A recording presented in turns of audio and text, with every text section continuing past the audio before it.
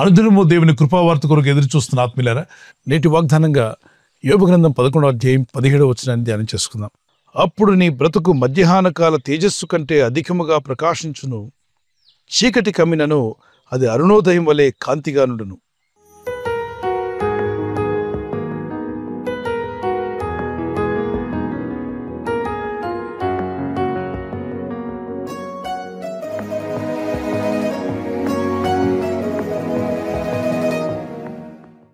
ఒక పోలిక మనకు చూపిస్తున్నాడు. మధ్యాహ్న కాల తేజస్సు కంటే అధికముగా నువ్వు ప్రకాశిస్తావు. మీ బ్రతుకు ప్రకాశించే రోజు రాబోతుంది. మీ జీవితాలు వెలిగింపబడే రోజు రాబోతుంది. మీరు మేలు పొందే రోజు, అభివృద్ధి పొందే రోజు కూడా రాబోతుంది. దేవుని చిత్తానికి లోబడి దేవుని అడుగుజాడలో నడవాలని ఆశించినట్లయితే, ఆయన రాజ్యము నీతిని వెతికేవారుగా మనం ఉన్నట్లయితే, ప్రభు ప్రతి అక్కర తీరుస్తాను వాగ్దానం చేసిన దేవుడే. ఇక్కడ దేవుని మార్గంలో భక్తులు జీవిస్తే కలిగే దీవెనల గురించి యోబు భక్తునితో తన స్నేహితులు మాట్లాడుతున్న మాటలు కూడా మనం గమనించగలం. చూడండి, మధ్యాహ్నం సూర్య వెలుగు చాలా ప్రకాశవంతంగా ఉంటుంది. సాయంకాలం కన్నా ఉదయకాలం కన్నా మధ్యాహ్నపు వెలుగు చాలా ప్రకాశవంతంగా ఉంటుంది. అంతగా మీ బ్రతుకులను దేవుడు దీవిస్తా అంటున్నాడు. ఏదో ఉదయకాలం చీకట్లో కనబడినట్టు కాకుండా, ఏదో సాయంకాలం సూర్యుడు అస్తమించినట్టు కనబడినట్టుగా కాకుండా, మధ్యాహ్నపు వెలుగు ఎంత ప్రకాశవంతంగా ఉంటుందో అలాగే మీరు ప్రకాశించబోతున్నారు. ఆ విధంగా ప్రభు మిమ్మల్ని బలపరచగల శక్తివంతుడు ఆయన. అంతేకాకుండా దాని కింద మాటలు అంటాడు, చీకటి మిమ్మల్ని కమ్మినను అది అరుణోదయం వలె కాంతిగా నుండును. ఈ ఆత్మీయయాత్రలో చీకటి కమ్ముకున్నను కొన్ని శ్రమలు, కొన్ని శోధనలు, బాధలు వచ్చినా అక్కడ వివరిస్తున్నాడు. ఒకవేళ చీకటి కమ్ముకున్నప్పటికీ అరుణోదయమున సూర్యప్రకాశం వలె సూర్యుడు ఉదయించిన రీతిగా మీరు ఉదయించబోతున్నారు. చూడండి, రాత్రంతా చీకట్లో గడుపుతారు. తెల్లవారేసరికే సూర్యోదయం ఆ చీకటంతటిని వెళ్ళగొట్టి వెలుగును ప్రకాశిస్తుంది. రాత్రంతా చీకటిగా ఉన్నప్పుడు ఎటు కదలాలన్నా టార్చ్ లైటో దీపమో ఏదో ఒకటి మనకు అవసరం ఉంటుంది. అదే చీకటి తెల్లవారేసరికి ఏమవుతుంది? అరుణోదయమున సూర్యుడు ఉదయించగానే ఆ చీకటంతా కూడా పటాపంచలైపోయి వెలుగు ప్రకాశిస్తుంది. రాత్రి ఎంత ప్రయత్నించినా ఏమీ కనబడినటువంటి మీ కళ్ళకు అన్ని తేట తెల్లగా కనిపిస్తాయి. మీ జీవితాల్లో దీవెనలు, మేలులు, దేవుడు అనుగ్రహించే ఆశీర్వాదాలు పొందుటకు దేవుని వెలుగు మన మీద ప్రకాశించాలి. ఆయన ఈ లోకానికి వెలుగై ఉన్నాడు. ఆయన యందు విశ్వాసం ఉంచి భయభక్తి కలిగిన మన జీవితాలు కూడా ఈ లోకానికి వెలుగుగా ఉంటాయని ప్రభు సెలవిచ్చాడు.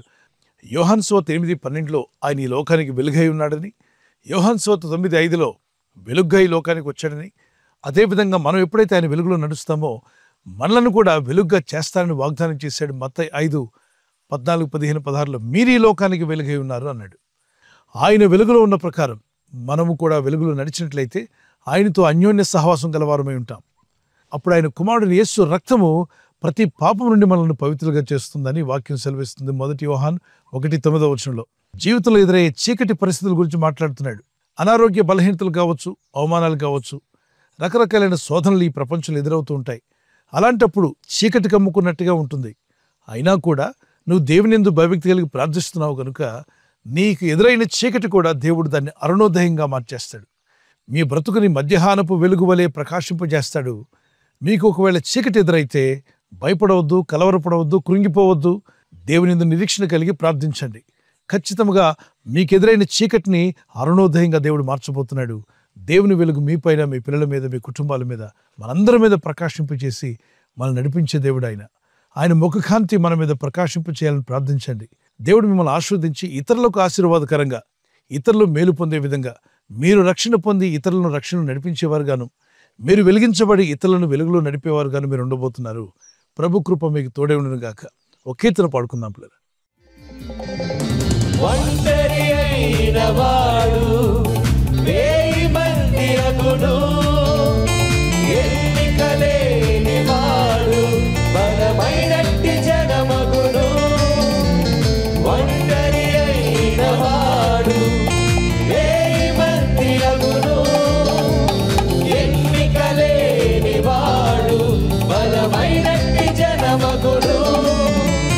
ప్రభువే నీకు నిత్యమైన వెలుగుగా ఉండును, నీ దుఃఖ దినములు సమాప్తమగునని ప్రభువే సెలవిచ్చెను.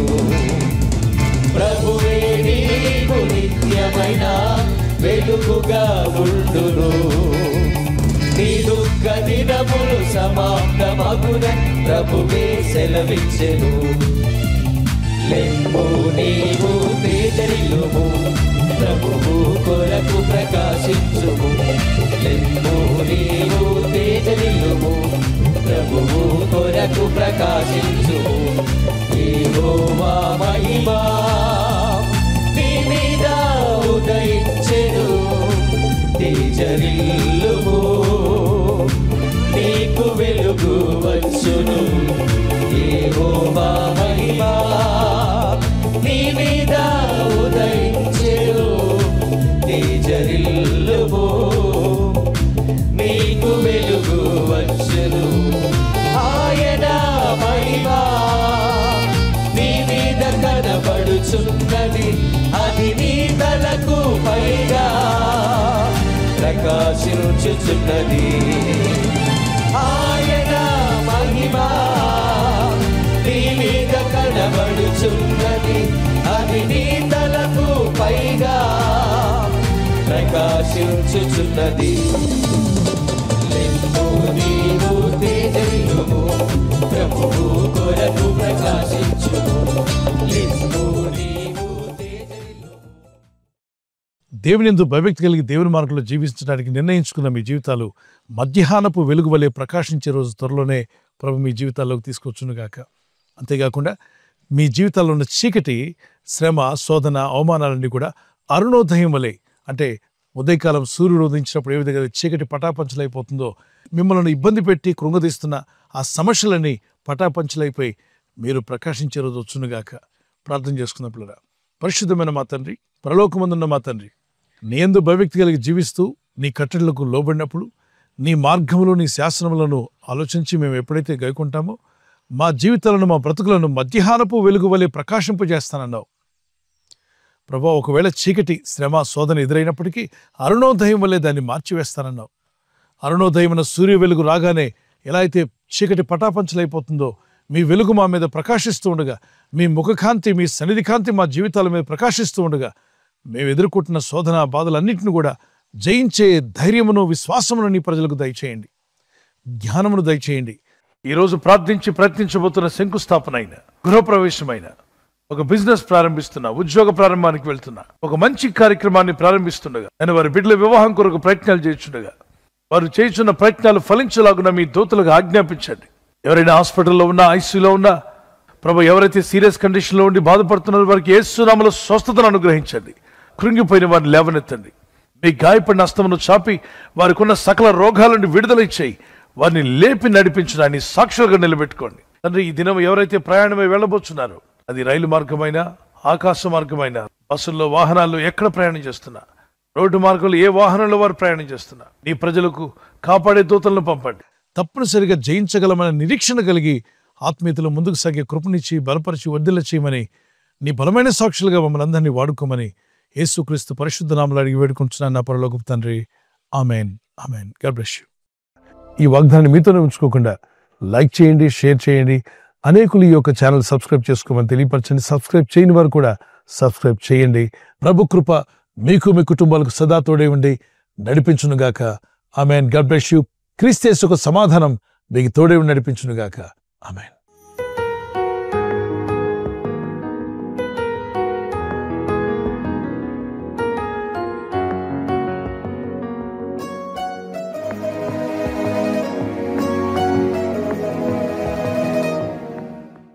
ఎవరైతే బర్త్డే జరుపుకుంటున్నారో, happy birthday to you. Many more returns of the day. May the Lord continue to bless your life with a long life. ప్రభు మిమ్మల్ని దీవించి, వర్ధిల్ల చేసి, ఆస్వాదించి కాపాడునుగాక. ఆమెన్. మీకు ఇచ్చిన వాగ్దానం 2 Chronicles chapter 20 verse 17. 2 దినవృత్తాంతం 20:17. యెహోవా దయచేయు రక్షణను మీరు చూచెదరు. భయపడకుడి, జడికుడి. Stand firm and see the deliverance the Lord will give you. The Lord is going to give you a great deliverance. You will just stand and see in prayer. ప్రార్థనలో ఉంటూ మీరు వాటిని పొందుకుందురుగాక. May happy birthday to you. Many more returns of the day. May the Lord continue to bless you. Anniversary జరుపుకున్న వారికి happy anniversary. Many more returns of the day.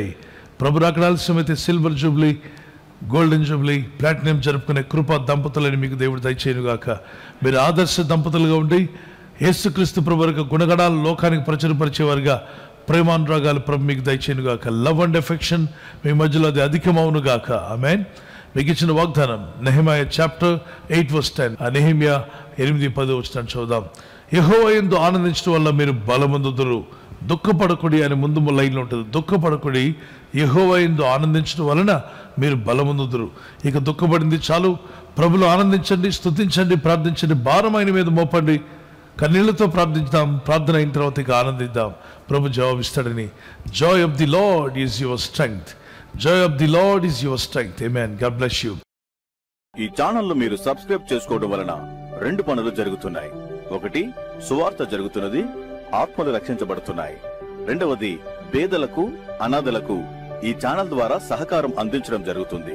మనం subscribe చేసుకోవడం వలన అందరికీ సహాయం చేసిన వారమవుతున్నాం. ఖచ్చితంగా ఈ యూట్యూబ్ ఛానల్ ను సబ్స్క్రైబ్ చేసుకొని బెల్ బటన్ ను క్లిక్ చేయండి. మీకు వెంటనే మెసేజెస్ పంపబడతాయి.